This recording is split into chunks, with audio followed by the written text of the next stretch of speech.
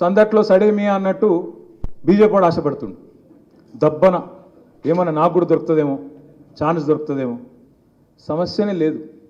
ఎందుకంటే ఇప్పుడు 8 మంది ఎంపీలు ఉన్నారు బీజేపీ వాళ్ళు, ఓ 8 మంది ఎమ్మెల్యేలు ఉన్నారు. ఇప్పుడు 8 మంది ఎంపీలు ఉన్నారు కదా, మీరు ఒకటి చూడుర్రి. ఒక్క రోజున కాంగ్రెస్ పార్టీ మీద పోరాటం చేస్తారా? పొరపాటున కాంగ్రెస్ పార్టీని ఒక మాట అంటారా?